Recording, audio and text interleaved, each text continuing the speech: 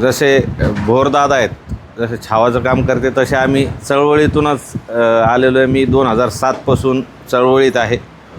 सध्या गेल्या 3 वर्षापासून मनोज जरांगे पाटील यांच्यासोबत, म्हणजे सगळे महाराष्ट्राचे दौरे असतील किंवा सोशल मीडियाच्या माध्यमातून तुम्ही ते व्हिडिओ बघितले असतील, तर दादांसोबत काम करतो आहे.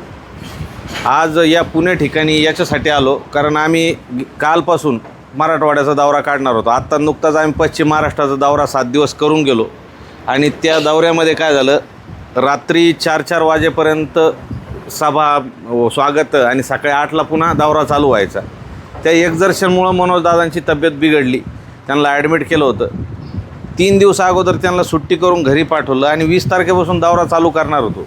त्या दौऱ्याच्या नियोजनासाठी आम्ही आंतरवालीला गेलो. आम्ही नियोजनासाठी गेलो आणि त्या दिवशी बघितलं मनोजदादाची प्रकृती अत्यंत खराब आहे. आम्ही त्यांना विनंती केली की 20 ते 26 हा दौरा आपला होणार आहे आणि पुन्हा 29ला तुम्ही आमरण उपोषणाला बसणार आहे. जर त्या दौऱ्यात पुन्हा अशी जर तब्येत बिघडली तर आपलं 29चं हे आंदोलनाला हे होईल.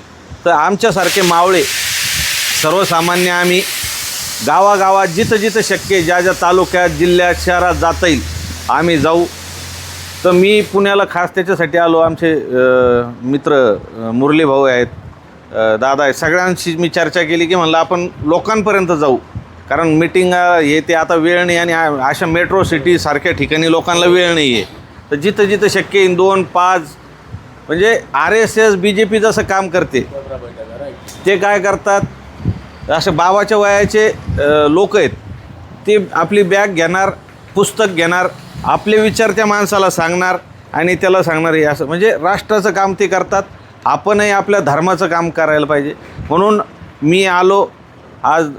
माझा आनंद वाटला की छावा ब्रिगेडचे आमचे भोरदादा आहेत, दुर्गा ब्रिगेडच्या आमच्या दुर्गाताई भोर आहेत, यांनी पण महिलांसाठी ही दुर्गा ब्रिगेड केली. पुण्यासारख्या ठिकाणी फार आवश्यकता आहे. आज या काकांचं वय 84 वर्ष आहे आणि यांनी 84व्या वर्षी सायकलचे रेकॉर्ड, वर्ल्ड रेकॉर्ड केलेत आणि ते प्रेरणा देतात. म्हणजे अशा लोकांची मला भेटही झाली. मी फक्त तुम्हाला ही विनंती करायला आलो की आता समाजावर वेळ आलेली, जातीवर वेळ आलेली. आपण कुठल्याही जातीच्या, पक्षाच्या, नेत्याच्या विरोधात नाही आहे. पण झालं काय की जेव्हा आपण ॲडमिशनला जातो, नोकऱ्यांच्या वेळेत जातो, त्यावेळेला जे आरक्षणामुळं आपल्याला जे तोटे होतात, आपले पोरं मागं राहतात गुणवत्ता असतानाही. त्यामुळं हा लढा अंतिम लढा आहे. आजपर्यंत आपण जवळजवळ 13-14 उपोषण मनोजदादांनी केले. बऱ्याच जणांचं म्हणणं आहे की याच्यातून आपल्याला काही मिळालं नाही. प्रत्येक वेळेस काही ना काही आपल्या समाजाच्या पदरात पाडलेलं आहे. तुम्ही रोज जर अपडेट बघितल्या आंतरवालीला तर रोज 10-20 पोरं, कोणी पोलीसमध्ये भरती झालं, कोणी कुठल्या इथं झालं, कोणाचं MBBSला ॲडमिशन झालं, असे बरेच हे फायदे झालेले आहे आणि लाखो लोकांना कुणबीचे दाखले मिळालेले.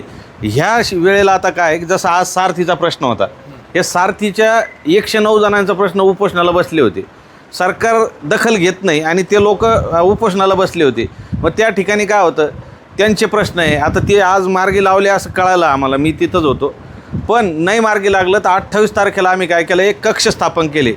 सारथीचे प्रश्न असले तो कक्ष, महामंडळ, अण्णासाहेब पाटील महामंडळाचे कोणाच्या व्याज परतावा मिळत नाही, लोन मिळत नाही उद्योजकांना, जसं तुम्ही आता तुमच्याकडे बरेच जण येत असतील, तर ते प्रश्न मार्गी लावा, कुणबीच्या नोंदी सापडावा, व्हॅलिडिटी व्हावा, मुलांना ॲडमिशनमध्ये OBC प्रमाणे मराठा मुलांना शिक्षणात फायदा मिळावा, यासाठीचं आपलं हे शेवटचं आंदोलन आहे.